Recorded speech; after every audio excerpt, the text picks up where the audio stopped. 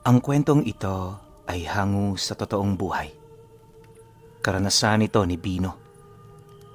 Taong 1953, Negros Occidental.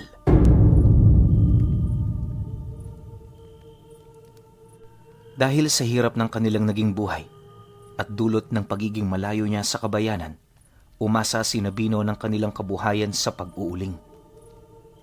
Bultuhan sila kung magdala ng kanilang uling sa kabayanan. Ang siste, kinakailangan nila ang kagubatang sakop ng kanilang lupain at ang mga kahoy na makukuha nila'y ginagawa nilang uling. Samantala, ang lupang kanilang nililinis, tinatamaan nila ng mga produktong maibibenta rin nila sa bayan. Isang hapon, dahil may nakabinbin pang gawain si Bino sa gubat, nagpasya siyang magpaalam sa kanyang mga magulang. Sinabi na lang niya sa kanila na wag na siyang hintayin sa hapunan dahil tsak nagagabihin siya ng uwi. Noong makababa na siya, sa hindi niya inaasahan, nakaramdam siya ng kakaibang kaba. Subalit, dahil alam niyang hindi niya maipagpapabukas ang pagsusunog sa naiwang bahagi ng gubat, napagpasya niyang isantabi ang takot na kanyang naramdaman. Pagkarating niya sa gubat, nagtaka siya dahil parang may mga matang nakamasid sa kanya. Kahit saang dako siya mapatitig, tila may nakatayo at nakaambang aatake sa kanya. Agad na naisip ni Bino na 3 gabi na lamang ay magiging kabilugan na ng buwan. Kung mga aswang kayo, huwag lamang kayong magkakamali. Isasama ko kayo sa mga susunugin ko kung nagkataon. Isinantabi niya ang takot na kanyang naramdaman at tinungo ang bahagi na kanyang kakainginin. Noong mga sandaling yon, madadaanan niya ang lugar kung saan sila nag-uuling. Walang ano-ano, natigilan siya nang may mapansin siyang nagbabaga roon. Ano kaya yan? Bakit kaya parang may nasusunog dyan? Dulot ng kanyang kuryosidad, minabuti niyang tunguhin ang ulingan at nang makita kung ano ang bagay na nasusunog. Pagkarating niya roon, ganoon na lang ang kanyang gulat nang nawala ang usok at baga na kanyang nakikita. Napakunot noo siya nang makita ang isang uling na nawawala at lumilitaw sa kanyang paningin. Ano bang uri ng uling yan? Parang may sa engkanto ha.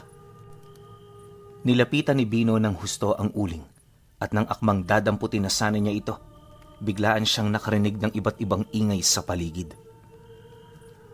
Bago alamin kung ano yan, tuluyan niyang kinuha ang uling na nakita niya, tsaka ikinuyom ang kanyang palad.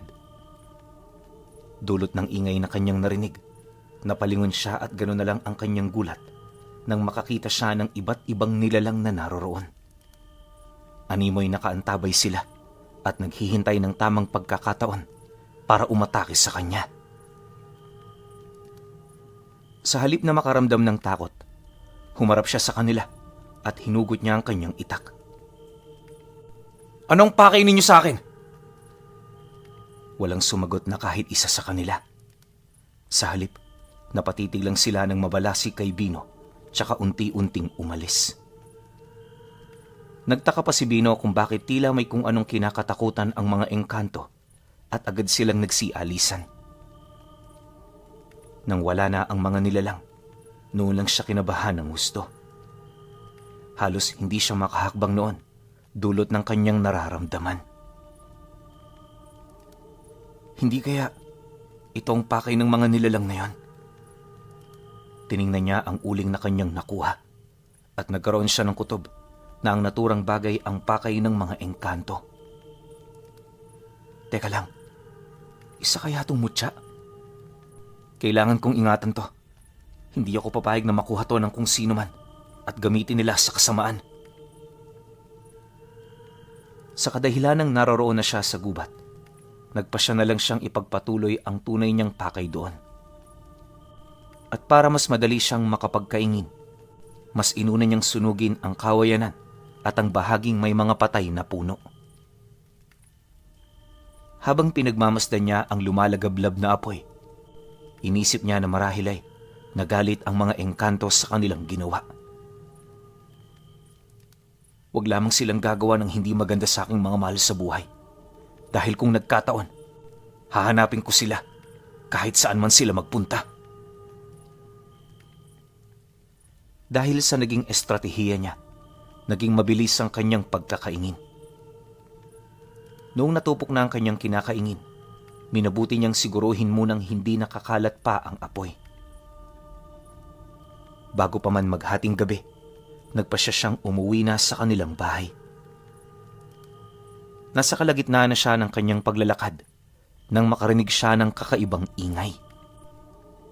Inakala ni Bino na baka mga kulisap at ibon lamang ang mga yon, kaya nagpasya siyang wag na lamang itong intindihin. Walang ano-ano, sa hindi niya inaasahan, nakaramdam siya ng sobrang init.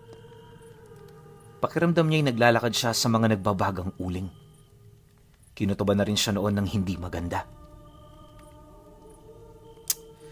Ano kayang nangyayari sa akin? At bakit ito ang pakiramdam ko? Parang may panganib na nakaamba. Ilang beses siyang nagpalinga-linga, ngunit wala naman siyang nakikitang kung anumang nilalang. Pagkaraan pa ng ilang minuto, napakunot noo siya nang may makita siyang 3 nilalang na butot balat at parang pinaghalong kambing at aso ang itsura. Mas mahaba ang mga paa nito sa likuran, kaya napagtanto niya kung ano ang naturang nilalang. Yan ang mga kinukwento sa akin ni Lolo. Hindi ako maaaring magkamali. Mga sigbin yan. Dahil alam ni Bino na nasa panganib siya, minabuti niyang hugutin na sa kaluban nito ang kanyang itak. Nagpasya na rin siyang saglit na tumigil at hintayin na makalayo ang mga sigbin. Dahil sa kanyang nakita, napagtanto niyang may mga ganoong nilalang palang gumagala sa paligid. Paniguradong nananalasa na ito sa ibang baryo. At kung hindi ako nagkakamali, baka dito na naman sa amin maghasik ng lagim ang mga nilalang na yan. Noong tuluyan ng makalis ang mga sigbin, nagpasya na rin siyang umuwi sa kanilang bahay. Malayo pa lamang si Bino, narinig na niya ang mga ingay na ginagawa ng kanilang mga alagang kambing. Nagtaka siya, kaya sa halip na dumiretso sa pagpasok sa kanilang bahay, minabuti niyang tingnan na muna ang kanilang mga kambing sa likod bahay nila.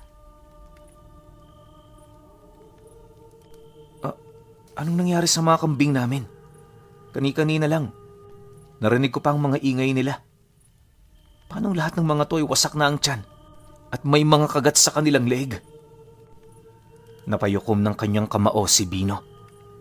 Imbis na gisingin ng kanyang mga magulang, nagpasya siyang hanapin na muna kung ano ang nilalang na gumawa ng ganoon sa kanilang mga alaga. Dahil sariwa pa ang sugat ng mga kambing, batid niyang hindi pa gaanong nakakalayo ang salarin. Ang naging palaisipan pa kay Bino ay kung sino ang gumawa nun sa mga alaga nila. Nasa kalagitnaan na siya ng kanyang paghahanap nang makaamoy siya ng sobrang panghi. Kasunod nito, nakaramdam siya ng init ng kanyang katawan. Humanda lang ang nilalang na yan. Alam kong kung hindi sigbin ang gumawa, paniguradong aswangan ng biktima sa mga alaga namin. Nilibot niya ang bahagi ng kanilang baryo na sakop ng kanilang lupain, ngunit hindi niya nahanap at nalaman kung ano ang posibleng pumatay sa mga alaga nilang kambing. Nagpasya na lang din siyang bumalik sa kanilang bahay at nang masabi sa kanyang mga magulang ang nangyari. Noong makapasok na siya, nagising ang kanyang ama dahil naiihi ito. Hindi naman nagdalawang isip si Bino at sinabi niya sa kanyang ama ang nangyari sa kanilang 3 kambing. Wala kaming narinig na paghuni ng tiktik. Pero kanina bago kami matulog, amoy na amoy namin ang umaalingaso na samyo ng hangin. Malamang may mga gumagalang sigbin sa paligid. Kinilabutan si Bino sa sinabi ng kanyang ama. Gawa ng winika ng tatay niya, nakumpirma niyang sigbin nga ang siyang nambiktima sa kanilang alaga. Tinanong pa niya kung saan kaya posibleng mahanap ang mga nilalang na ito, pero hindi ito nakatugon sa kanya. Ang aking hinala, baka sumama to sa atin buhat sa bayan. May mga mayayaman na pinaglakuan natin ng uling at marahil isa sa kanila ang sigbinan. Siguro, sumama sa atin ang sigbin nang mapagtanto nitong marami tayong dalang uling. Kumunot ang noo ni Bino. Hindi niya alam kung ano ang koneksyon ng uling sa mga sigbin, kaya sinagot naman niya ang kanyang ama. Pinapakain ng uling ang mga sigbin. Pagkawika ng tatay ni Bino, biglaan itong natigilan. Saglit siyang napaisip hanggang sa sinabi niya kung sino sa mga suki nila ang pinaghihinalaan niyang sigbin. Malamang na sila nga. Sa lahat ng bumibili sa atin, sila palagi ang may pinakamaraming sako kung kunin. Namilog ang mga mata ni Bino. Sinabi pa ng kanyang ama na halos lahat ng mga sigbinan ay may lahing aswang dahil nagagawa nilang mapaamo ang mga ganoong nilalang.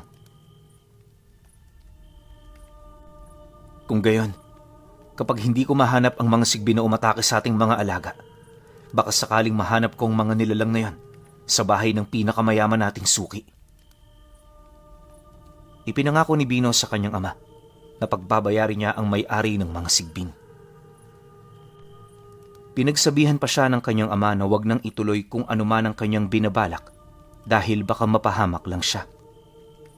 Ngunit nagwika naman si Bino na kailangan niyang maipaghigante ang kanilang mga alagang kambing. Dagdag pa niya, malaki ang nawala sa kanila dahil sa ginawa ng mga sigbin na yon. Dahil pagod na rin si Bino, napagpasyahan niyang matulog na muna at kinabukasan na lang poproblemahin ang mga nangyari. Bago pa man siya makaidlip, siniguro na muna niyang hindi niya maiwawala ang mutya ng uling na kanyang nakuha. Kinabukasan, bago pa man sumikat ang araw, nagising na si Bino. Nagkataon ding gising na rin ang kanyang tatay, kaya magkasama silang bumaba. Nang naroroon na sila sa labas ng kanilang bahay, agad nilang tiningnan ang sitwasyon ng mga kambing. Nanlumo silang pareho dahil sa sitwasyon ng mga hayop na kanilang inaalagaan. Hindi ako nagkamali. Ganitong-ganito ang mga sugat na natatamo ng biktima ng mga sigbin. Kung gayon, Itay, kailangan masugpo ko ang mga nilalang na yon at maging ang mga nag-aalaga sa kanila. Napailing ang ama ni Bino sa kanya. Sinabi nito na mas maigi kung hahayaan na lang dahil aalis din ang mga sigbin na yon sa kanilang lugar. Subalit, sa halip na sumang-ayon sa kanyang ama, sinabi ni Bino na kung pababayaan na lang niya ang mga sigbin na umatake sa mga hayop, mauubos ang mga alaga ng mga mahihirap na kagaya nila. Inilibing na lamang nilang dalawa ang mga kambing na pinatay ng mga sigbin. Pagkatapos nito, napagpasyahan ni Bino na bumalik sa gubat at nang makapagputol na naman ang mga punong kanilang uulingin. Nagtaka pa siya gayong hindi siya nawawala ng lakas sa kanyang trabaho. Magmula noong napasa kanya na ang ipinagkaloob sa kanya ng kalikasan, parang naging ibang tao na siya. Sa paglipas ng mga araw, hindi lamang sa kanilang baryo nagkaroon ng mga pinatay na hayop. Maging sa ibang karatignayo nila tsaka sa mga baryong malapit lang sa mga kabayanan. Pagkaraan ng halos isang linggo, nagkaroon ulit sila ng mga sako-sakong uling na pupwede nilang ibenta sa bayan. Upang malaman niya kung saan nakatira ang pinaghihinalaang sigbina ng kanyang ama, minabuti ni Bino na siya na mismo ang personal na maglalako ng uling sa kabayanan. Upang may pangontra sa mga ganoong nilalang, nagpasya siyang magdala ng buntot ng pagi. Itinago na lang niya ang naturang bagay sa mga uling niya upang hindi makita ng kahit na sino. Humanda kayong mga sigbin kayo. Kapag nagawa ko ng mapatay ang mga nag-aalaga sa inyo, paniguradong aalis kayo sa aming bayan. Masisiguro ko na rin na wala ng ibang hayop na mabibiktima. Sakay sa kanyang kangga na hila-hila ng kanyang baka, umalis siya at tumungo sa bayan. Nang naroroon na siya, naging dismayado siya gawa ng halos kalahati lamang ang nabawas sa mga sako ng uling niya. Mas maigi nga siguro kung magpahinga ako saglit. Naghanap siya ng mabibilhan ng tinapay at tubig. Habang kumakain, naging panay ang paglinga niya sa paligid. Nasa kalagitnaan siya ng ganoong sitwasyon nang may matanaw siyang nilalang na pagala-gala sa paligid. Sinipat niya ng maigi yon at napagtanto ni Bino na maging doon ay may mga sigbin din. Dahil dito, naalala niya ang mayamang suki nila. Inubos na lamang niya ang kanyang pagkain at inumin, tsaka nagpa siyang pumunta roon.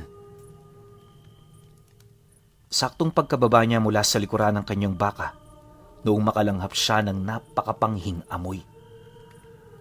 Napatitig na lang siya sa malaking bahay na naroroon at napaisip na marahil doon nagmumula ang mga sigbin.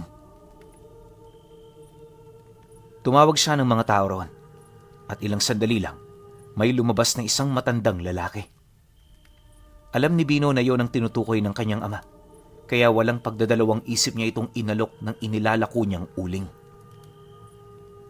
Hindi naman tumanggi ang naturang tao at tinanong nito kung ilang sako pa ang natitira, at nang malaman niyang higit pa sa 10, walang pagdadalawang isip niyang pinakyawang mga ito. Pakidala na lang itong lahat doon sa may bandang likuran. Sa labas lang ng bodega ng aming palay. Napatango naman si Bino, at dahil nahihiya siyang papasukin sa loob ng bakuran ng kanyang alagang baka, hinakot na lang niya ang mga sako patungo sa likod ng bahay ng kanilang suki. Nasa ikatlong balik na siya nang makarinig siya ng mga ingay na pamilyar sa kanya. Mas lalo ring tumatapang ang samyo ng hangin. Ang panghirito, paniguradong tama ang hinala namin ni tatay. Pagkakuha ni Bino ng huling sako ng uling, nagkaroon siya ng ideya kung ano ang kanyang gagawin. Noong makarating na siya sa likod bahay, ipinuwesto niya sa labas ng bodega ang panghuling sako ng uling. Pagkatapos nito, nagmatsyag siya sa buong paligid. Hindi kaya sa bodegang ito nila itinatago ang mga sigbin? Napansin din niyang doon nagmumula ang mapanghing amoy na kanyang nalalanghap. Bago siya lumapit ng husto sa bodega at silipin kung ano ang nasa loob nito, nagpalinga-linga muna siya sa paligid. Nang mawari niyang wala namang tao na posibleng makakita sa kanyang gagawin, naghanap siya ng siwang na posible niyang silipan. Ilang sandali lamang, may nakita si Bino na maliit na butas kung saan pwede siyang sumilip. Kung hindi ako nagkakamali, natigilan siya sa kanyang pagbubulong nang makita niya kung ano ang nasa loob ng naturang bodega. Kitang-kita niya ang mga banga roon at dinig na dinig niya ang mga kalampagan. Napatanong pa siya sa kanyang sarili kung ano ang posibleng nasa loob nun. Ngunit agad ding natugunan ng kanyang katanungan nang makakita siya ng kaparehong nilalang na nakita niya sa gubat noong nagkaingin siya.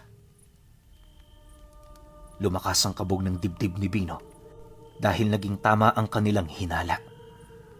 Naisip niyang wasto rin ang hinuha ng kanyang ama patungkol sa kanilang suki. Saglit siyang natigilan at napaisip kung ano ang mainam niyang gawin. Ngunit habang nasa ganoong estado, nakarinig siya ng mga yabag na papalabas sa naturang bahay. Nagmadali siyang magtago sa gilid ng mga nagpatong-patong na mga uling. Sakto namang nakapagtago siya noong sumilip ang kanyang suki sa bintana. Pigil hiningang minatyaga ni Bino yon, at nang wala na ito sa tapat ng bintana, patakbo siyang bumalik sa harapan ng nasabing bahay. Nagkataon din na papalabas ang suki niya, kaya sinabi niyang nadala na niya sa tapat ng bodega ang mga sako ng uling. Sa kabutihang palad, hindi nito napansin ang buntot ng page na dinala ni Bino. Agad namang nagbayad ang naturang tao, kaya nagpasalamat dito si Bino, tsaka nagpaalam ng aalis. Noong makalis na siya sa malaking bahay, ilang beses pa niyang nilingon ito. Napalunok pa siya ng kanyang laway nang mapagtanto niyang nakatitig pala ng mabalasik sa kanya ang kanilang parokyano. Kailangan may gawin ako. Nagpapayaman ng mga taong nakatira rito habang nagsasakripisyo ang mga maihirap na kagaya namin. Naisip niyang kung hindi niya masusugpo ang mga sigbin, paniguradong darating ang panahon at maging mga tao ay kanilang bibiktimahin. Noong makauwi na si Bino sa kanilang bahay, sinabi niya sa kanyang ama kung ano ang kanyang nakita. Nagulat naman ang kanyang tatay sa kanyang nalaman. Ang sa akin naman ay hinala lang. Hindi ko akalaing totoo pala ang kutob ko. Tsak na sumama nga sa atin ng mga sigbi na yan. Kaya kailangan nating magbantay sa paligid. Napatango na lang si Bino sa sinabi ng kanyang ama. Dahil sa banta ng mga sigbin sa kanilang lugar, nagpasya na rin siyang ihanda ang buntot ng pagay na kanyang dinala sa bayan. Kinagabihan, pagkatapos nilang maghapunan, nagpasya si Bino na rumonda sa paligid. Hindi na rin kasi nila napagbigay alam sa mga taong patungkol sa mga sigbin, sa kadahilan ng baka maalarma lang ang mga kanayo nila. Dala niya ang kanyang buntot ng pagi at nakasukbit din sa kanyang tagiliran ang kanyang itak. Nasa kalagitnaan na siya ng kanyang paglilibot nang makarinig siya ng mga ingay ng baka sa hindi kalayuan. Alam niyang sako pa rin yun ng kanilang baryo, kaya inalam niya kung saan banda ito nagmumula. Pagkaraan lang ng ilang minutong paglalakad, napagtanto niya ang pinanggagalingan ng nasabing atungal ng baka. Halos tumakbo na siya papalapit doon, ngunit nang matagpuan na niya ang hayop, nakita niyang pinagpipiestahan ang mga ito ng dalawang sigbin. Napasapo na lang si Bino sa mutya ng uling niya, tsaka mabilis na lumapit sa kinaroroonan ng mga nilalang na abala sa pagkain sa laman loob ng baka. Nang makalapit na siya roon, walang pag-aalinlangan niyang hinambalos ang mga ito ng hawak niyang buntot ng pagi. Tatakas pa sana ang dalawang sigbin, ngunit nagawang masunggaban ni Bino ang isa sa kanila. Hinawakan niya ito ng mahigpit sa likurang paa, na siyang naging rason para gumawa ito ng tunog na nakakarindi. Walang hiya kayo! Kayo pa lang nang bibiktima rito, ha? Uubusin ko kayo! Binitawan ni Bino ang hawak niyang buntot ng pagi at agad na hinugot ang kanyang itak. Akmang tatagain na sana niya ang naturang sigbin nang biglaan siya nitong kinagat. Nakaramdam siya ng kirot sa kanyang kamay, kaya buong lakas niyang ibinalibag ang nasabing sigbin. Muling napamura si Bino. Tiningnan niya ang kanyang kamay at napangisi siya nang mapagtanto niyang hindi siya sugatan. Nang mapansin niyang bumangon na ang sigbin, pinulot niya ang kanyang buntot ng pagi tsaka hinambalos ito. Tinamaan ang dulong bahagi ng buntot ng pagi ito, kaya namilipit ang nilalang. Agad na nilapitan niyo ni Bino at walang takot na hinawakan sa isang paa. Ang dapat sa inyo, patayin! Hindi ako papayag na ubusin ninyo ang mga alaga namin dito. Matapos mag-uwi ni Bino, tinaga niya sa leeg ang sigbin. Nang makita niyang nasugatan na ito, binitawan niya ang sigbin. Namilog na lang ang kanyang mga mata nang sa isang pagkisap niya, biglaang naglaho ang nilalang. Iginala ni Bino ang kanyang paningin sa paligid, ngunit kahit saang dako siya mapatingin, hindi niya matukoy kung saan na nagpunta ang nilalang na yon. Agad niya naisip na merong kakayahan ng mga ito na maglaho sa paningin ng mga tao. Dahil dito, nagpatuloy lang siya sa pagronda para siguraduhing wala ng ibang hayop ang mabibiktima. Mabuti na nga lang at hindi na naghanap pa ng ibang magiging pagkain ang mga nananalasang nilalang sa kanilang baryo. Bumalik si Bino sa kanilang bahay at nagpa siyang magpahinga. Nasa kalagitnaan na siya ng kanyang pagpapahinga nang maalala niya ang kanyang mga alagang kambing na pinatay ng mga sigbin. Naisip ni Bino na mahihirapan siyang lipulin ang mga ito, kaya kinakailangan niyang balikan kung saan talaga siya nanggaling. Subalit, dahil malalim na ang gabi, nagpasya na muna siyang matulog. Naisip niyang bumalik ng bayan bukas upang mapagplanuhan ang kanyang magiging hakbang. Kinabukasan, sa halip na tumungo sa gubat at makaputol ng mga punong kanilang uulingin ulit, nagpasya siyang pumunta sa bayan. Idinahilan na lamang niya sa kanyang mga magulang na may kikitain siyang kaibigan at marahil ay gagabihin siya sa pag-uwi. Dadalhin ko na lamang tong buntot ng page tsaka itak. Baka kasi may makasagupa akong sigbin pag uwi ko eh. O baka kung mas malala pa, aswang ang aharang sa akin. Hindi naman tumutol ang mga magulang ni Bino sa kanya. Pinaalalahanan lamang nila siyang mag-iingat, lalo pat kabilugan na pala ng buwan sa gabing yon. Nagpasalamat na lamang si Bino sa kanila, tsaka nagpasyang umalis. Sakto namang may isang kanayon silang tutungo sa bayan at may dalang kangga, kaya nakisabay na lang siya rito. Habang patungo sa bayan, napagkwentuhan nila ang patungkol sa sigbin. Maging ang kanayon niyang yon ay nababahala na rin, ngunit alam ni Bino na hindi niya pupwedeng sabihin ang kanyang plano. Pasado 11:00 na ng umaga nang makarating sila sa bayan, kaya walang nagawa si Bino kundi ang maghanap ng karinderya kung saan pupwede siyang makapagpananghalian. Noong may mahanap siya, kumain siya roon, tsaka doon na rin siya nagpalipas ng oras sa buong araw. Nagtaka pa ang ibang mga tao kung bakit may dala siyang buntot ng page, ngunit idinahilan na lamang niyang ibibigay niya yon sa kanyang kaibigan. Kinagabihan, noong magsara na ang karinderya, umalis na rin si Bino at minabuting maglakad patungo sa kinaroroonan ng bahay ng sigbinan. Alam niyang madali niyang matutunto nito, gawa ng tanging yun lang ang malaking bahay doon. Mas maigi siguro kung sa likurang bahagi ako dadaan. Mas hindi ako mapapansin ng sigbinan pag nagkataon. Gaya ng kanyang naging plano, minabuti niyang sa bandang likuran ng malalaking bahay tumungo.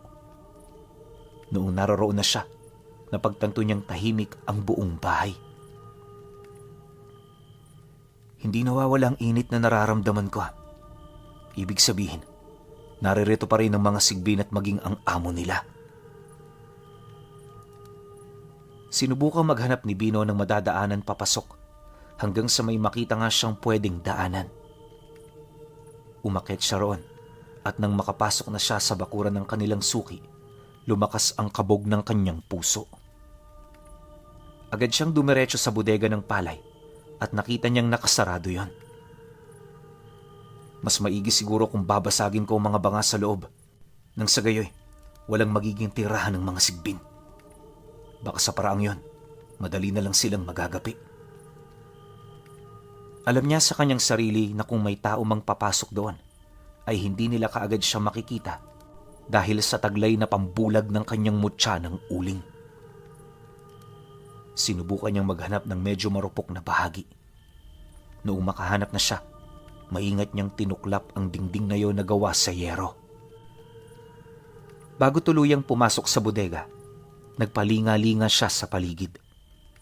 Noong mapagtanto niyang walang ibang tao sa paligid, pumasok siya sa bodega at nilapitan ang mga banga roon. Ilang beses pang napabahing si Bino, gawa ng sobrang panghe ng hanging nalalanghap niya roon. Ito na ang katapusan ninyo, mga sigbin! Nang tuluyan na siyang makalapit sa banga, hinambalos niya ang mga ito hawak ang buntot ng page. Dahil sa lakas niya, nabasag ang mga bangang naroroon. Nasa kalagitnaan na siya ng kanyang ginagawa nang makarinig siya ng mga ingay sa kanyang likuran. Nilingon yun ni Bino at nagulat ang kanyang mga mata noong makita niyang napakaraming sigbin ang naroroon. Nagbabaga ang kanilang mga mata at nakangisi sila habang nakatitig ng mabalasik sa kanya. Uubusin ko kayo! Hindi ko hahayaan na maghasi kayo ng lagim dito sa aming bayan. Saktong hahambalusin sana niya ang nasa unahang sigbin. Nang sa hindi niya inaasahan, sabay-sabay siyang nilundaga ng mga nilalang na yon. Dahil may mga basag ng bangang nagkalat sa loob ng bodega, napamura na lamang si Bino nang matisod siya at mabuwal. Sinubukan niya pang ituloy ang paghambalos sa mga sigbin, ngunit kinagat siya ng iba pa sa kanila at saka kinaladkad papalabas ng bodega. Hindi niya nagawa pang makipaglaban dahil sa likse ng mga sigbin. Dahil na rin sa nangyari, nagawa niyang bitawan ang kanyang buntot ng pagi. Mapanghas kang lalaki. Anong ginagawa mo rito sa loob ng aking bakuran? Inililibing mo lang ang sarili mo sa hukay. Napatitig si Bino sa nagsalita at lumakas ang kabog ng kanyang dibdib nang malaman niyang ang tao pala yon ang madalas na pumapakyaw ng kanilang uling. Sinubukang magpumiglas ni Bino pero hindi siya pinapakawala ng mga sigbin. Noong lumaon, sinenyasan ng suki ni Bino ang mga sigbin, kaya binitawan siya ng mga ito. Pababayaan kitang makaalis sa bakuran ko. Pero wag mong ipagsasabay ang nakita mo rito. Huwag ka na ring bumalik pa rito. Dahil kapag nakita kita ulit, hindi ako magdadalawang isip na ipalapa ka sa mga sigbin ko. Hindi ako natatakot sa mga sigbin at lalong-lalo na sa'yo. Marami nang nabiktimang hayop yung mga alaga mo at hindi ako papayag na dumating ang araw na mambibiktima na rin sila ng mga tao. Napatawa ang sigbinan sa sinabi ni Bino. Napailing pa ito at sinabi sa lalaki na wala itong pakialam sa mga tao. Kayamanan ang ibinibigay sa akin ng mga sigbin na yan. At hindi ako papayag na sirain mo lang ang aking plano. Kung talagang kailangan kong pumatay para lang makuha ang kayamanang bigay ng sigbin, hindi ako magdadalawang isip na gawin yon. Napamura na rin si Bino dahil sa sinabi ng aswang. Iginala niya ang kanyang paningin at nang makita niyang nakaabang sa kanya ang mga sigbin, hindi na muna siya gumalaw. Walang puwang dito sa mundo. Ang mga kagaya mong sariling interes lang ang kinukonsidera. Ang kagaya mo, dapat pinapatay. Napatawa ang sigbinan. Sinabi niya kay Bino na tumayo ito upang magtuos silang dalawa. Napailing naman ng lalaki at kahit na may pag-aalinlangan, tumayo siya at agad na inihanda ang kanyang itak. Inakala ni Bino na susugurin siya ng sigbinan, ngunit napahiyaw na lang siya noong sabay-sabay na sumugod sa kanya ang mga sigbin. Napamura siya habang sinusubukang tagain ang mga ito. "Iisa-isahin ko kayo, mga demonyo!" Napatawa na lang ulit ang sigbinan sa winika ni Bino. Animoy natutuwa ito habang pinagmamasdan ang lalaking nakikipaglaban sa maraming sigbin. Ang bawat sigbin naman na sumusugod sa kanya, walang pagdadalawang isip niyang tinataga. Dulot na rin ng mutsyang tangan niya, mas nag-ibayo pa ang kanyang lakas. Walang awa niyang tinataga at ibinabalibag ang mga nilalang. At wala siyang naging pakialam kung ano man ang mangyayari sa kanya. Mukhang magiging magandang laban ito. Hindi ko inakala may taglay ka palang kabal at kunat. Tingnan na lang natin kung hanggang saan niyang kaya mo.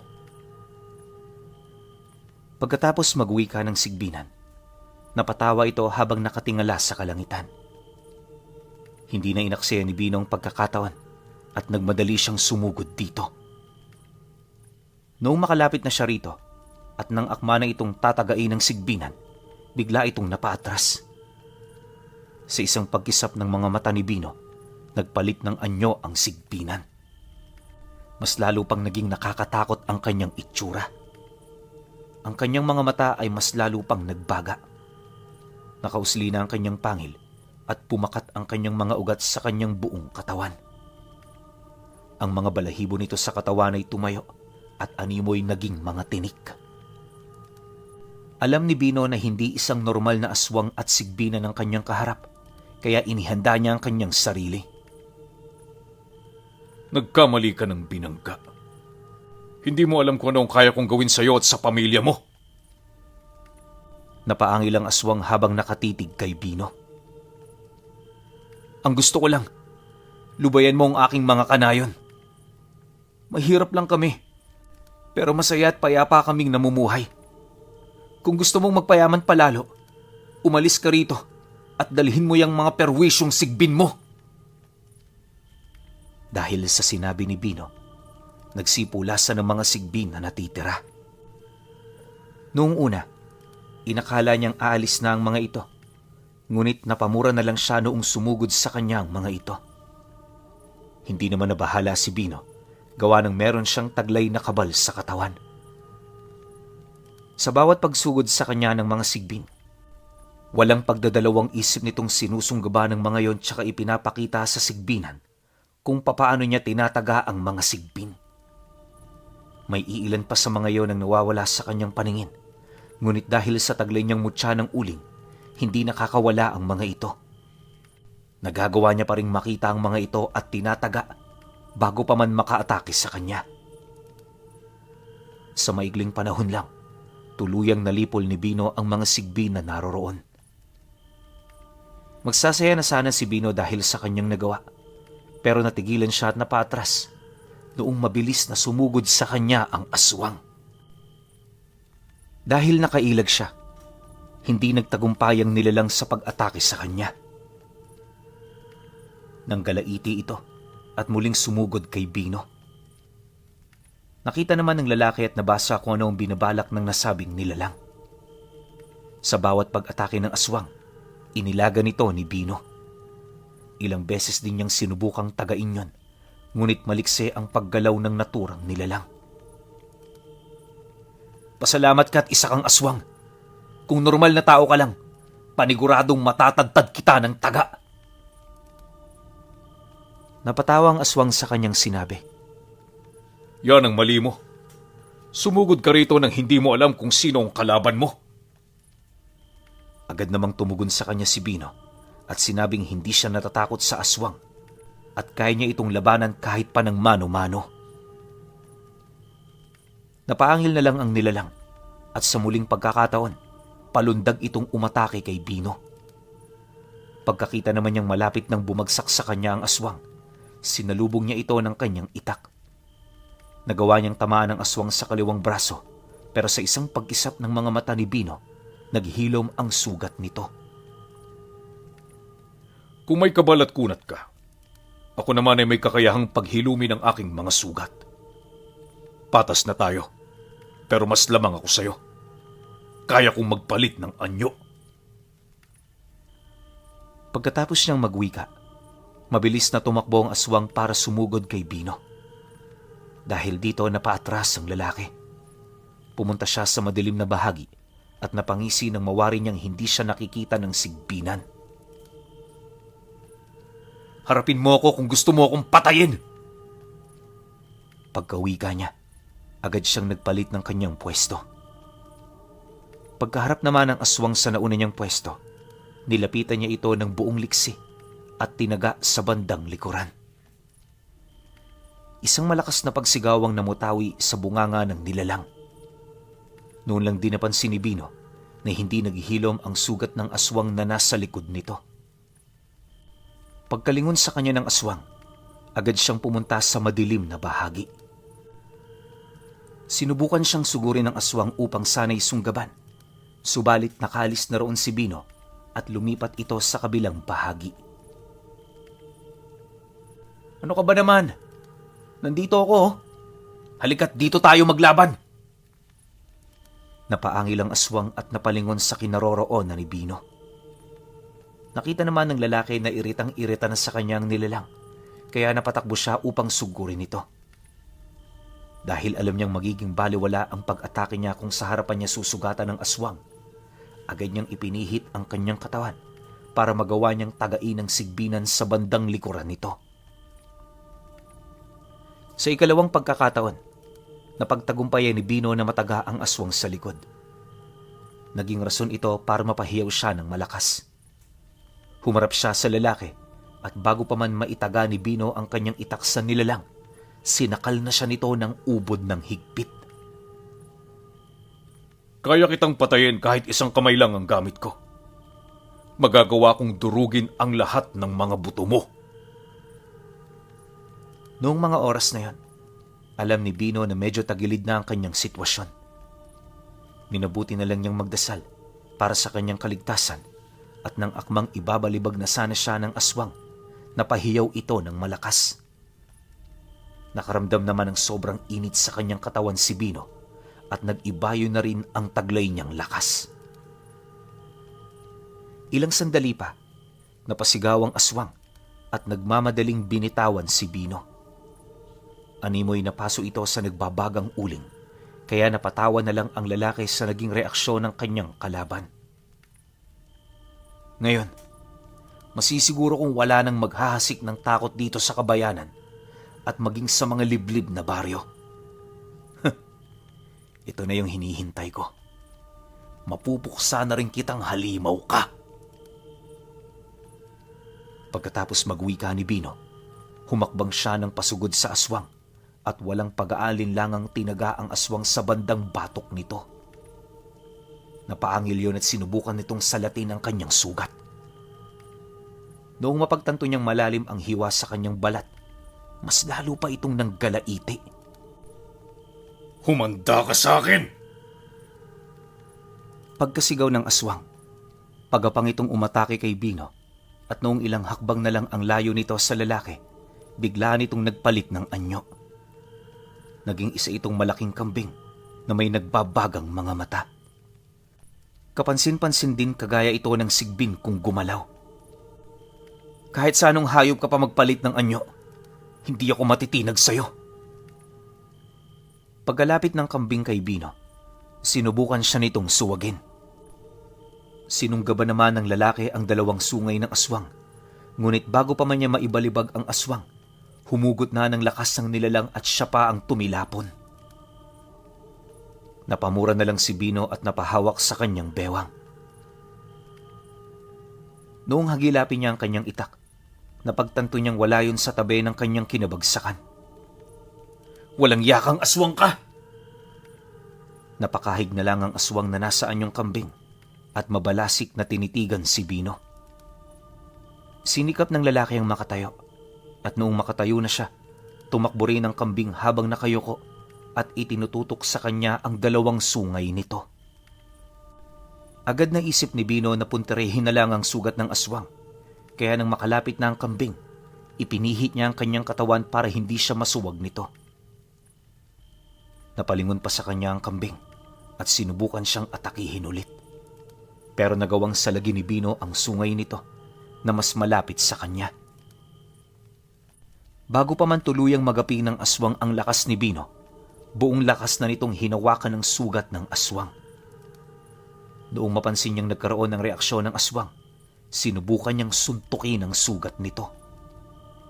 Isang malakas na paghiyaw ang nagawa ng aswang. Nagwala ito at mabilis na umatake kay Bino. Inilaga naman yon ng lalaki habang umaatras. Noong matanaw niyang ilang di pa lang ang kanyang distansya mula sa bodega kung saan niya binasag ang mga banga, minabuti niyang takbuhin na lang patungo roon. Kailangan ko makuha ang buntot pagi na naiwan ko.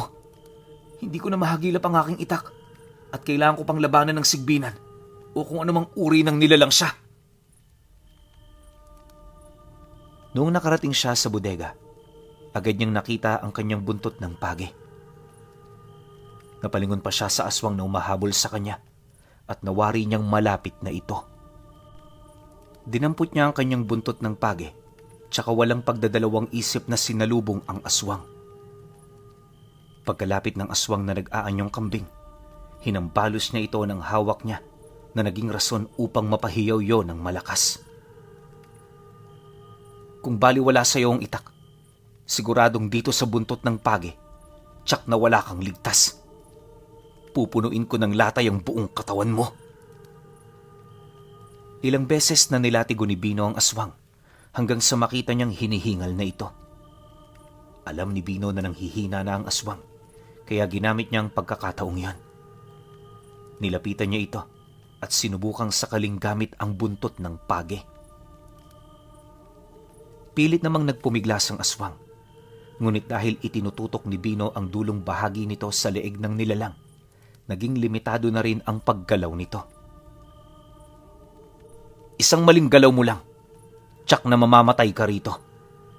Kung hindi man, paniguradong mangangayayat ka at hindi magtatagal mamamatay ka rin. Noong mga panahong yan, kasabay ng pagkisap ng mga mata ni Bino, nagpalit ng anyo ang aswang at naging isang mabalahibong nilalang. Umangil ito at sinubukan niyang magpumiglas, ngunit mas lalo lang siyang nahirapan. Hindi mo ako kaya. Kung talagang kaya mo ako, hindi ka nagagamit pa ng kung ano-anong armas. Napatawa pa ang aswang sa sinabi niya. Huwag kang magmagaling dahil lang sa mutya ng uling na nakuha mo. Hindi ko pa talaga totoong malakas. Napailing si Bino sa winika ng aswang.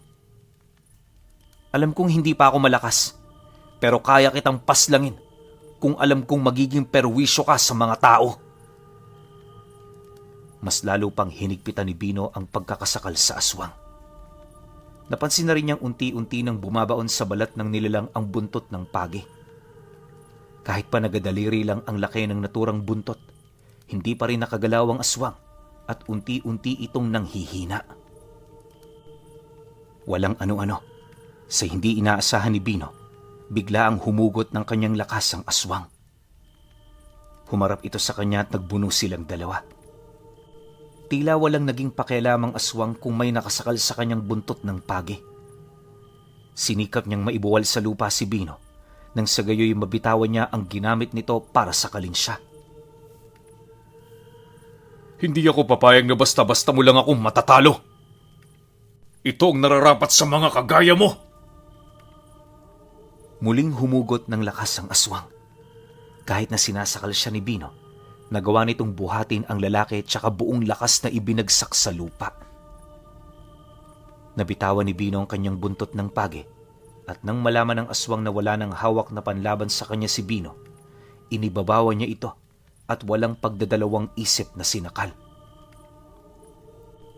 Iilan na lang kaming urikaba na nakatira sa lugar na ito. Kinain ko na ang iba.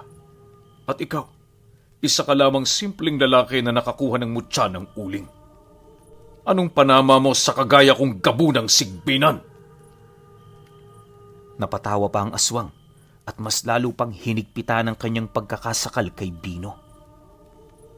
Ilang beses pang sinubukan ni Bino ang lumaban, subalit habang gumagalaw siya, mas lalo pang hinihigpitan ng aswang ang kanyang pagkakasakal dito.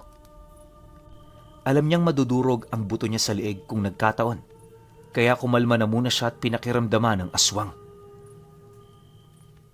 Ngayong wala ng aking mga alaga, ako na lang ang kakain sa'yo.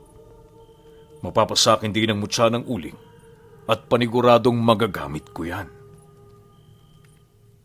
Pagkawika ng aswang, biglaan itong binitawan si Bino. Sinubukan niyang dukutin ang atay ng lalaki, ngunit napaangil na lang siya nang mapagtanto niyang hindi niya kaya ang kunat ng balat nito. Kahit pa nang nanghihina, ginamit ni Bino ang pagkakataon na makabangon. Muling sinubukan ng aswang na wakwakin ang kanyang tiyan, ngunit bago pa man ito magawa yon, napaupo na si Bino. Buong lakas niyang tinulak ang nilalang, kaya napalumpasay ito sa lupa. Hindi na rin inaksaya pa ni Bino ang pagkakataon.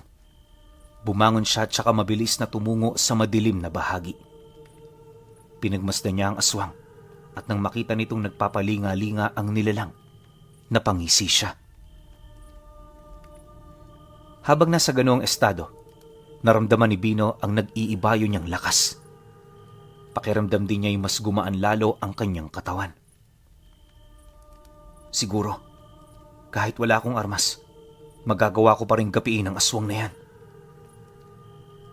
Dahil alam niyang may kakayahan siyang nag-iibayo kapag nasa madilim na bahagi siya, wala siyang naging pakialam kung makita siya ng aswang doon. Ba't ka nagpapalinga-linga? Hindi mo ba ako nakikita rito? Agad na napalingon sa kanya ang aswang. Pansin ni Bino na sinipat nito ang bahaging kinaroroonan niya, kaya napagtanto niyang meron nga siyang tagabulag. Noong mismong oras na yon, mabilis siyang sumugod sa aswang. Tumakbo siya at nang makalapit na siya rito, nagbuno silang dalawa. Kahit pa na malakas ang aswang, hindi rin nagpapatalo sa kanya si Bino. Ilang beses pa silang nabuwal sa lupa, pero kahit ganon hindi tumigil si Bino sa pakikipaglaban sa aswang. Nasa kalagitnaan na sila ng kanilang paglalaban nang biglaang nagpalit ng anyo ang aswang. Naging malaking bayawak ito na mayroong palong. Dahil nakahiga sa lupa, nahirapan si Bino na malabanan ang naturang nilalang. Wala siyang nagawa noon nang umibabaw kay Bino ang malaking bayawak. Sinubukan itong kalmutin ang kanyang dibdib, kaya tuluyan ding napunit ang kanyang damit na may butas lamang sa bandang tiyan. Habang nakaibabaw sa kanya ang bayawak, halos mawala na ng hangin si Bino. Ngunit sa halip na panghinaan ng loob, sinikap na lamang niyang makaalis sa ilalim nito. Hindi ako magpapadaig sa kagaya mo. Humanda ka kapag nakaalis ako rito. Titiyakin ko magiging kapalaran mo rin ang naging kapalaran ng mga alaga mo. Pagkatapos niyang magwika nun, nagkaroon siya ng katiting na pagkakataon para makaalis. Bahagya kasing lumihis ng konti ang katawan ng aswang na nasa anyong bayawak, kaya nagawa ni Bino ang magkulong palayo rito. Agad ding tumayo ang lalaki at noong masdan niya ang dambuhalang bayawak, muli itong naging isang mabalahibong nilalang. Iling ito ng iling at animoy hindi siya makapaniwala na kaya siyang alpasan ni Bino. Hindi ako papayag na magagawa mo akong patayin. Marahil nagawa mong paslangin ang lahat ng mga alaga ko. Pero madali lang para sa akin na makahanap ng mga yan.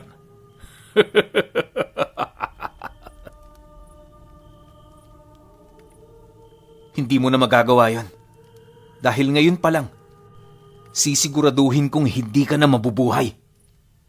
Bukas, tsak na hindi ka na aabutan ng pagsikat ng araw. Muling napatawa ang aswang sa sinabi ni Bino. Napaangil ito at humanda para sugurin ang lalaki. Nagkataon namang nasa paanan ng lalaki ang kanyang buntot pagi. Hindi ito napansin ng aswang, dulot ng pagtitig nito ng mabalasig kay Bino. Kakainin ko ang mga laman loob mo! Sumugod kay Bino ang aswang at bago pa man makalapit ng husto ang nilalang sa kanya, dinampot na niya ang kanyang buntot ng pagi. Nang halos isang dipa na lang ang layo ng aswang sa kanyang kinaroroonan, buong lakas na hinambalos ni Bino ang nilalang.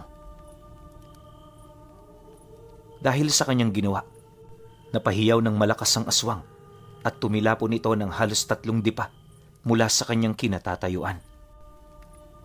Hindi na hinayaan ni Bino na makabangon pa ang aswang. Agad niya itong nilapitan tsaka inundayan ng paglatigo. Dila mo lang ang walang latay. Ito ang nararapat sa mga kagaya mo. Hindi tumigil si Bino sa kanyang paghambalo sa aswang. Wala siyang naging pakialam kung halos mapaungol na lang ang aswang dahil sa kirot na kanyang nararamdaman. Sige pa, latuguhin mo ako. Wag mo akong bibigyan ng pagkakataon. Dahil kapag nagkaroon ako ng tsansa, sisiguraduhin ko sa ating dalawa, ikaw ang hindi nasisikatan ng araw. Napailing na lang si Bino sa sinabi ng aswang. Ipinagpatuloy nito ang paglatigo hanggang sa halos buong katawan ng naturang nilalang ay nasugatan. Naliligo na rin sa sarili nitong dugo ang nilalang, kaya alam ni Bino na hindi na ito magtatagal. Akmang lalapit na sana si Bino rito upang itarak ang dulo ng buntot ng pagi sa dibdib ng aswang nang biglaan itong mapatayo. Sumugod ang aswang kay Bino at buong lakas siya nitong itinulak.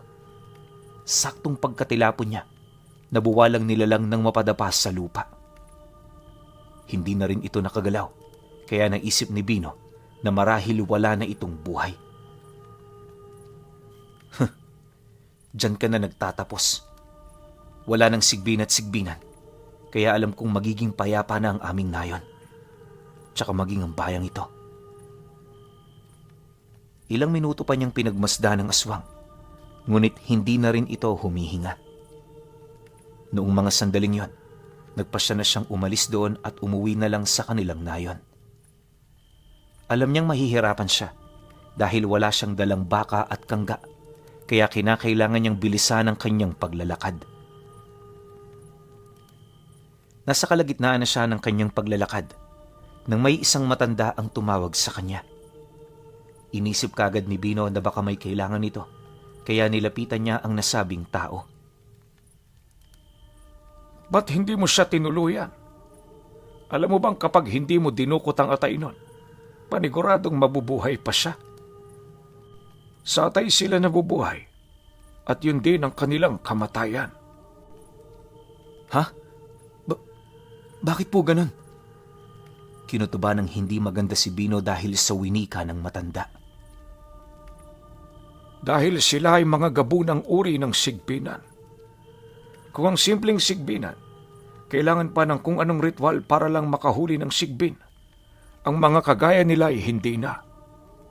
Kusang lumalapit sa kanilang sigbin dahil sa amoy nilang tanging ang mga ganoong nilalang lang din ang nakakalanghap. Ano pong dapat kong gawin? Napailing ang matanda. Napatitig siya kay Bino at parang binasa nito ang kanyang katauhan.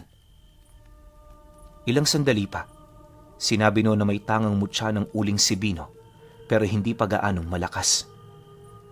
Dagdag pa niya, pabayaan niya itong orasyonan yon upang mas mapalakas ang kanyang tangan. Kahit pa na unang beses pa lang silang nagkita, pinagkatiwalaan ni Bino ang matanda. Ipinakita nito ang mutya ng uling na nakuha niya at hinayaan ng matandang pakainin ang orasyon ng kanyang mutya. Noong ibalik ng matanda kay Bino ang kanyang mutya ng uling, naramdaman kaagad ng lalaki ang daloy ng enerhiya nito. Sige na, balikan mo ang aswang na yon at patayin. Dukutin mo ang atay niya at ibilad sa araw. Sa kaparaanang yon, paniguradong hindi na siya mabubuhay. Nagpasalamat naman si Bino sa matanda. Hindi na siya nag-aksaya ng panahon at mabilis siyang bumalik sa bahay ng sigbinan. Nilingon pa niya ang matanda, ngunit hindi niya ito nakita pa. Nanlamig na lang siya dahil sa kung anumang isiping pumasok sa kanyang utak. Nasa kalagitnaan na siya ng kanyang paglalakad nang makarinig siya ng pag-angil. Sinipat niya ng maigi ang paligid at gano'n na lang ang kabang naramdaman niya nang makita niya ang isang dambuhalang aso na puno ng sugat ang katawan. Alam niyang yon ang aswang na kanyang nakalaban, kaya inihanda ni Bino ang kanyang sarili. Walang ano-ano, mabilis na sumugod sa kanya ang aswang, kaya sinalubong niya ito. Nagsagupaan silang dalawa, at kahit na ilang beses pang kinagat at kinalmot ng aswang si Bino, naging baliwala lamang yon. Nang makahanap ng kanyang pagkakataon ng lalaki, sinunggaban niya ang aswang. Buong lakas niya itong niyapos saka buong lakas na ibinalibag. Maging si Bino ay nagulat dahil sa naging lakas niya, kaya naging buhay ang kanyang loob. Bago pa man makatayo ang aswang, nilapitan na siya ni Bino. Nagbuno silang dalawa at ilang beses niyang sinubukang dukutin ang atay ng aswang, pero nabibigo siya. Isang malaking pagkakamali mo na hindi mo ko tinuluyan kanina. Ngayon, may pagkakataon ako para bumawi. Kaya humanda ka. Pagkawi ka ng aswang na yan, nagpalit siya ng anyo at naging mabalahibong tao siya. Bago pa man makagalaw si Bino, sinakal na siya nito. Kung hindi kita mapapatay sa pamamagitan ng pagwasak sa tiyan mo, alam kong magagawa kitang kitilan ng hininga sa pamamagitan nito. Pilit na nagpumiglas si Bino at dahil mas mahina na ang aswang, nagawa niyang makaalis sa ganoong sitwasyon.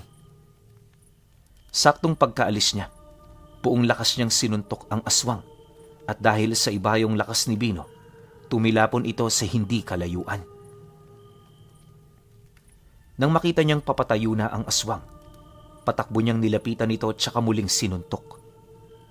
Sa pagkakataong iyon, tumama ang katawan ng aswang sa isang malaking puno, kaya nang bumaksak siya ay halos hindi siya makagalaw. Alam ni Bino na kahit ganon, may kapasidad pa rin ang aswang na lumaban, kaya hindi siya nagbigay ng kumpiyansa. Nilapitan niya ang nilalang na yon tsaka sinakal. Ilang beses ding sinubukan ng aswang na manlaban, pero hindi nagpatinag si Bino. Unti-unti niyang iniangat sa lupa ang aswang, habang nakadikit pa rin ang katawan nito sa puno kung saan siya tumama. Alam ko na kung ano ang kahinaan mo, at wala ka nang magagawa pa kung hindi ang tanggapin ng kapalaran mong ito. Bago pa man makapalag ang aswang, buong lakas ng dinukot ni Bino ang kanyang atay. Napaungol na lang ito at nandilat ang kanyang mga mata. Nang makuha na ng lalaki ang atay ng nilalang, binitawan niya ito. Bumagsak ang aswang at tuluyan itong nawala ng buhay. Noong mga sandaling yon, nagpasya na si Bino na umuwi sa kanilang nayon. Dinala na lamang niya ang atay ng gabunang sigbinan pauwi. Nang makarating na siya sa kanilang tahanan, nagtaka pa ang kanyang mga magulang kung bakit kakaiba ang kanyang naging amoy. Noong una hindi sinabi ni Bino ang totoo, ngunit nang lumaon, ikinuwento na rin niya sa kanyang ama't ina ang nangyari. Ipinakita na rin niya ang atay ng aswang at sinabi kung ano ang kailangan niyang gawin upang hindi na muling mabuhay pa ang nilalang. Hindi na nakapagpahinga si Bino dahil sa nangyari. Hinintay na lang niyang dumating ang umaga at nang ibilad na niya sa araw ang atay ng aswang, unti-unti na itong natuyo. Habang nakahiga, napaisip siya kung sino ang matanda at kung bakit may mga alam ito sa kanya. Agad din niyang naisip na marahil ay isa yung albularyo o marahil ay manunugis ng aswang. Kinabukasan, bago pa man sumikat ang araw, inilagay na ni Bino ang atay ng aswang sa kanilang atip. Hinayaan niyang mabilad at matuyo yun sa araw.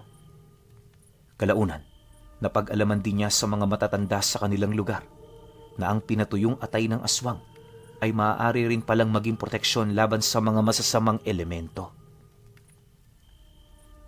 Dahil sa ginawa ni Bino, nakampante silang wala ng sigbin na makakapaghasik ng takot sa kanilang baryo. Kampante rin silang walang aswang na aatake sa kanila dahil sa pinatuyong atay ng gabunang sigbin. Maraming mga manggagamot na rin ang pinagtanungan ni Bino patungkol sa kanyang tangan at lahat sila'y kumbinsido na tunay na mutya ng uling ang kanyang iniingatan. May ilan pa sa kanila ang nag-aalok na papalitan nila ito ng mga medalyon, pero tumanggi si Bino. Alam niya sa kanyang sarili, sa kanya ipinagkaloob ng kalikasan ang mutya ng uling, kaya kinakailangan niya itong ingatan nang sa gayoy iingatan din siya nito. Noong lumaon, nang tumanda na siya at nagkaroon ng 2 anak, hinati niya ang mutya at ito ang ipinamana sa kanila. Alam niyang hindi man yun matutumbasan ng kayamanan, pero kahit papaano ay magsisilbi na rin yung paalala sa kanyang mga anak patungkol sa paggamit niya ng mutya ng uling kontra sa gabunang sigbinan.